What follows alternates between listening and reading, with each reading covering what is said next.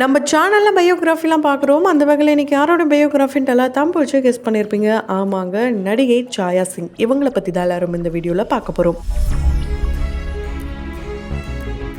இவங்களை பற்றி பார்க்கறதுக்கு முன்னாடி இது வரைக்கும் யாரெல்லாம் நம்ம சினி சமூகம் சேனலை சப்ஸ்கிரைப் பண்ணலையோ அவங்க எல்லாரும் மறக்காமல் சப்ஸ்கிரைப் பண்ணிட்டு பக்கத்தில் இருக்க பெல் ஐக்கானையும் மறக்காமல் ப்ரெஸ் பண்ணிடுங்க. நடிகை சாயா சிங்கா நம்ம எல்லாருக்கும் ரொம்ப நல்லாவே தெரியும். அதுலேயும் குறிப்பாக தனுஷ் அவர்களுக்கு அவரையே பீட் பண்ணுற அளவுக்கு செம்மையான ஒரு பர்ஃபார்மன்ஸ் மூலயமா எல்லார் மனசுலையும் இடம் பிடிச்சாங்க. ஆமாங்க, மன்மதராசா மன்மதராசா இந்த ஒரு சாங்கை பிடிக்காதவங்க யாருமே இருக்க முடியாது. எல்லாருக்கும் ரொம்ப ரொம்ப ரொம்ப பிடிச்ச சாங். எல்லா டான்ஸ் ஷோலையும் இந்த ஒரு பாடல் கண்டிப்பா ஒலிக்கும். அந்த அளவுக்கு இந்த பாடலை கேட்டாலே ஆட்டோமேட்டிக்கா வைப் ஆகும். இப்போ வரைக்கும் அந்த அளவுக்கு சூப்பர் டூப்பர் லிஸ்ட்ல பாத்தீங்கன்னா இந்த பாடலும் இடம் பிடிச்சிருக்கு. ஸோ இந்த பாடல்ல தனுஷ் அவர்களுக்கு உடம்பு சரியில்லை, அதனால அவருடைய பர்ஃபார்மன்ஸ் கொஞ்சம் லைட்டா இவங்களை காட்டிலும் கம்மியா இருந்தாலும் செம்மையான ஒரு பர்ஃபார்மன்ஸை கொடுத்துருப்பாங்க ரெண்டு பேருமே சேர்ந்து. அந்த பாடலை பார்த்துட்டு ஒவ்வொருத்தரும் அந்த மாதிரி தான் ஆடணும்ட்டு ரொம்பவே ட்ரை பண்ணாங்களாம். இந்த விஷயத்த ஒரு இன்டர்வியூல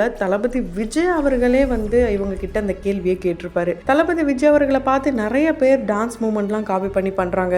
அது ரியலாவும் சரி ரியலாவும் சரி மற்ற மொழியில இருக்க ஆக்டர் இவர மாதிரியே நம்ம ஆடணும் அப்படின்ட்டு நிறைய ட்ரை பண்றாங்க. இருந்தாலும் தளபதி விஜய் அவர்களே பார்த்து வியர்ந்த ஒரு நடனம், அந்த எனர்ஜி அப்படின்னு பாத்தீங்கன்னா சாயா சிங் அவர்களுடைய இந்த மன்மதராசா சாங் தான். அவர் அந்த இன்டர்வியூல என்ன கேட்டிருப்பாருன்னா, நீங்க எப்படி இவ்வளோ செம்மையான பர்ஃபார்மன்ஸ், அந்த எனர்ஜி உங்களுக்கு எங்கிருந்து வந்தது அப்படின்னு கேட்டா, இல்லை சார், நமக்கு ஃபஸ்ட்டு யாருன்னா ஒன்று சொல்லித்தராங்கன்னா அதை நல்லா கற்றுக்கணும்னு ஆசைப்படுவேன். அந்த மாதிரி நான் ஸ்கூல் படித்து முடிக்கும் போதே நான் இந்த இண்டஸ்ட்ரிக்குள்ளே வந்ததுனால டீச்சர் ஒன்று சொல்லி கொடுக்குறாங்கன்னா அந்த பயத்தில் நம்ம கற்றுப்போடல, அந்த மாதிரி தான் நான் கற்றுக்கிட்டேன். மற்றபடி எனக்கு டான்ஸ்க்கும் சம்மந்தமே கிடையாது அப்படின்ட்டு அவங்க ஓப்பன் அப் பண்ணியிருப்பாங்க.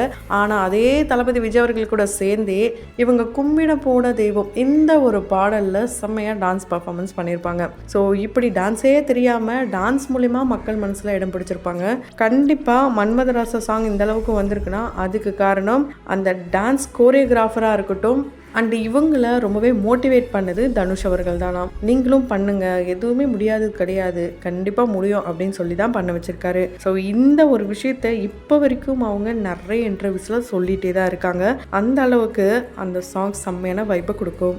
எப்படி கும்பிட போன தெய்வம் இந்த ஒரு சாங் ஹிட்டோ அதே மாதிரி அருள் படத்தில் சியான் விக்ரம் அவர்கள் கூட சேர்ந்து மருதமலை அடிவாரம் இந்த ஒரு சாங்கில் பர்ஃபார்மன்ஸ் பண்ணியிருப்பாங்க. தாவணி பாவடெல்லாம் போட்டிருப்பாங்க. இந்த பர்ஃபார்மன்ஸ் பார்த்தீங்கன்னா செம்ம நீட்டாகவே இருக்குன்னே சொல்லலாம். இதில் ஒரு இன்ட்ரெஸ்டிங்கான விஷயமும் நடந்துதான். அதாவது பிதாமகன் படத்தை விக்ரம் அவர்களுடைய நடிப்பை பார்த்து ரொம்பவே பிரமிப்போடு இருந்திருக்காங்க. அந்த நேரத்தில் இந்த மாதிரி ஒரு ஆஃபர் வந்ததும், அட சார் கூட நடிக்கணுமா நானா அப்படின்ட்டு ரொம்ப ஷாக் ஆகிட்டாங்களாம். அதுக்கப்புறம் சார் உங்களுடைய நான் பிக் ஃபேன் சார் அப்படின்லாம் சொல்லும் போது, சாரா அண்ணான்னு கூப்பிடுமா அப்படின்னு சொல்லிட்டாராம். இவங்களும் சும்மா வாய் வார்த்தைக்கு தான் சொன்னார் அப்படின்ட்டு சும்மா சாதாரணமாக அப்பா அண்ணான்னு கூப்பிட்டுட்டு இன்னொரு டைம் பார்க்கும்போது சாருன்னு கூப்பிட்டாங்களாம். உன்னை நான் அன்றைக்கே அண்ணன் தானே சொல்ல சொன்னேன், நீ என்ன திரும்ப சாருன்னு ஆரம்பிக்கிற அப்படின்னு சொன்னாராம். ஸோ அந்த அளவுக்கு ரொம்பவே ஹம்பிளான நல்ல ஒரு பாண்டிங்கோடு இருக்கிற பர்சன்னா விக்ரம் சார் கூட தானா. அண்ட் இவங்களை நிறைய பேர் உதயநிதி ஸ்டாலினுடைய சிஸ்டராக ரொம்ப நல்லா பரிச்சயம் ஆயிட்டாங்க. ஏன்னா அங்கேருந்து தான் காதல் கதையே ஆரம்பிக்கும் சொல்லலாம். ஏன்னா இவங்க வீட்டுக்கு ஆப்போசிட்டில் இருந்த நயன்தாரா அவர்களுக்கு தான் ரூட் விடுவார் நம்ம உதயநிதி ஸ்டாலின் அவர்கள். அதுக்கு சப்போர்ட் பண்ணுற வகையில் அவங்களுடைய அக்காவாக இருக்கட்டும், அந்த பக்கம் இருந்து அவங்களுடைய அம்மாவாக இருக்கட்டும், இதுக்கு இடையில் சந்தானம் அவர்களுடைய காமெடியாக இருக்கட்டும், இது போல் இன்ட்ரெஸ்டிங்கான விஷயங்கள்லாம் இருக்கும். ஸோ இப்படி ஒரு பக்கம் வெள்ளித்திரை கலக்கிட்டு இருக்காங்கன்னா, இன்னொரு பக்கம் சின்ன திரையில் பூவே உனக்காக அப்படின்ற சீரியல் மூலமா அறிமுகமாகி ரன் அப்படின்ற சீரியலில் கணவர் மனைவியாக ரெண்டு பேரும் சேர்ந்தே நடிச்சிருப்பாங்க. அதுக்கப்புறம் மதுரை சிஸ்டர், இப்போ கெட்டி மேளம் அப்படின்ற சீரியல்ல ஒரு முக்கியமான ரோல் நடிக்கிறாங்க. துளசி அப்படின்ற கேரக்டர் பண்றாங்க.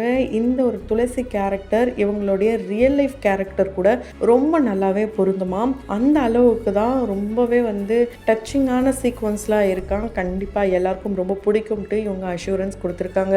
இவங்களுக்கு ரொம்ப கோவம் வருவாங்க, ஆனால் வெளிக்காட்ட மாட்டாங்க. நம்ம அப்படி கோவம் வரும்போது ரொம்ப சைலண்ட் ஆயிடுவாங்களாம். ஆனா இவங்களுடைய கணவர் இவங்களை இரிட்டேட் பண்ணி பார்க்கணுன்ட்டு ஒரு விஷயத்தையே திரும்ப திரும்ப சொல்லுவாராம். அதே சமயம் இவங்க அந்த அளவுக்கு இரிட்டேட் ஆகும்போது அப்படியே ஹக் பண்ணிடுவாராம். ஸோ ரீசெண்டாக கிருஷ்ணா தான் இவங்களுடைய கணவர் அப்படின்றது நம்ம எல்லாருக்கும் தெரியும். அவர் பார்த்தீங்கன்னா சமீபத்தில் உப்பு புளி காரம் அப்படின்ற ஒரு சீரீஸாக இருக்கட்டும், அந்த சுந்தரி சீரியலில் ஃபைனலாக சுந்தரிக்கு திருமணமாகும் வெற்றின்ற கேரக்டரில் பண்ணியிருப்பாரு.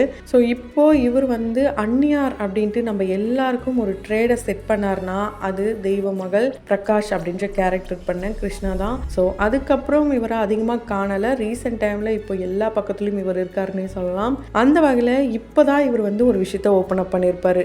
உப்பு புளிக்காரமில் பார்த்தீங்கன்னா கொஞ்சம் ரொமான்டிக் சீக்வன்ஸ்லாம் வரும்போது இதை பார்த்துட்டு சாயா சிங் கிட்ட எப்படி சொல்ல போகிறோம் அப்படின்லாம் பயந்தாராம். ஏன்னா இவங்க 2 பேரும் கிட்டத்தட்ட 1 வருஷமாக சரியாக பார்த்துக்கிறதே இல்லையா, பேசுகிறதே இல்லையா. இவங்க அங்கே அதாவது தெலுங்கு கன்னடம் இது போல் அந்த இடத்துல ஒர்க் பண்ணிட்டு இருக்காங்களாம். இவர் இங்கே தமிழில் ரொம்ப பிஸியாக இருக்கிறதுனால 2 பேரும் வந்து பார்த்துக்கிறதே இல்லையா, ரொம்ப ரேர் ஆகிடுச்சாம். எப்பயாவது தான் பெங்களூருக்கு போவாராம் இவர். ஆனால் இப்போ இவங்களும் தமிழுக்கு வந்துட்டாங்க. கண்டிப்பாக இதுக்கப்புறம் இவங்களுடைய சீக்வன்ஸையும் நம்ம பார்க்கலாம். இவங்களுடைய இது ரொம்ப அழகான காதல் கதைன்னு சொல்லலாம். ஆனந்தபுரத்து வீடு அப்படின்ற ஒரு செம்ம த்ரில்லர் மூவியில் இவங்க நடிச்சிருப்பாங்க. அந்த படம் ஒரு பாசப்பிணைப்பான படம். ஆனால் அந்த படத்தில் வில்லனாக வந்தவர் தான் கிருஷ்ணா கேரக்டர் பண்ணவர். ஸோ அதன் மூலயமா தான் இவங்க 2 பேருக்கும் லவ் சீக்வன்ஸ் ஸ்டார்ட் ஆகுது. இந்த விஷயம் சாயா சிங்குடைய அம்மாவுக்கு ஃபஸ்ட்டு தெரிய வர, அதுக்கப்புறம் இவங்க அம்மா தான் இந்த காதலுக்கு வந்து ஃபஸ்ட்டு வந்து ஓகே பண்ணுறாங்க. அதுக்கப்புறம் ஃபேமிலி எல்லாரோடைய எதிர்ப்பையும் மீறி இந்த திருமணம் ரொம்ப சூப்பராகவே நடந்ததுன்னே சொல்லலாம். ஏன்னா சாயா சிங் நடிக்க வர்றதுக்கு முன்னாடியே பார்த்திங்கன்னா அவங்களுடைய ஃபேமிலி ரொம்ப ரொம்ப ரொம்ப ஒரு ஆர்த்தடாக்ஸ் ஃபேமிலி. அங்கே அது மட்டும் இல்லாமல் ராஜ்புட் குடும்பத்தை சேர்ந்தவங்க தான் இவங்களாம்.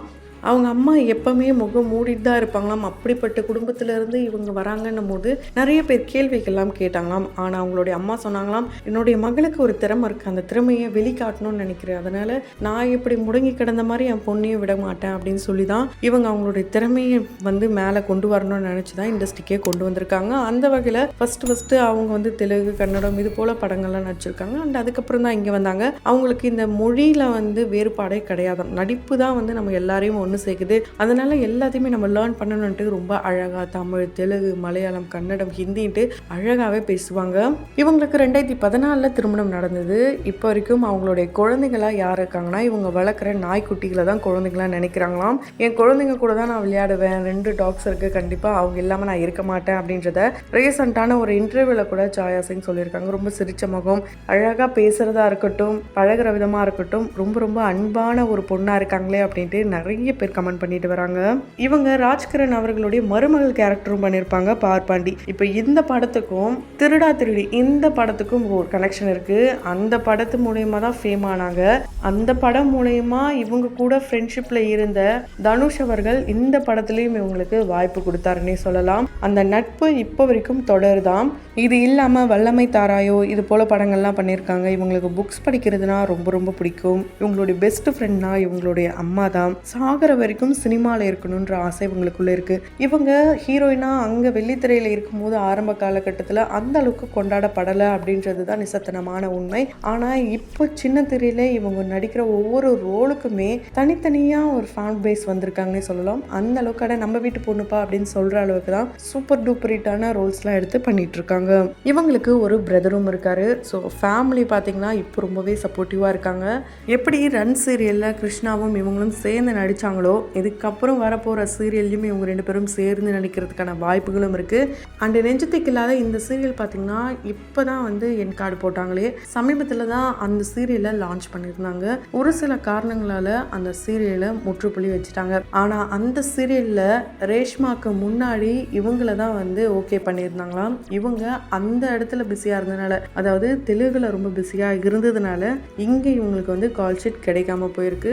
ஆனால் இப்போ அதை தொடர்ந்து சூப்பரான ஒரு சீரியலில் கமிட் ஆயிருக்காங்க. கண்டிப்பாக கெட்டிமலம் சீரியல் இவங்களுக்கு இன்னொரு பிரேக்கை கொடுக்கணுன்ட்டு நம்மளுடைய சினி சமூகத்தின் வாயிலாக வாழ்த்துக்களை தெரிவித்துக் கொள்ளலாம். அந்த வகையில் இவங்களை உங்களுக்கு எந்த அளவுக்கு ரொம்ப பிடிக்கும்ன்றதை கமெண்ட் பாக்ஸில் மறக்காமல் கமெண்ட் பண்ணுங்கள். தொடர்ந்து பயோகிராஃபிலாம் பார்த்து என்ஜாய் பண்ணோம்னு நினச்சிங்கன்னா உடனே நம்ம சினி சமூகம் சேனலை சப்ஸ்கிரைப் பண்ணிவிட்டு பக்கத்தில் இருக்க பெல் ஐக்கனையும் மறக்காமல் ப்ரெஸ் பண்ணிவிடுங்க.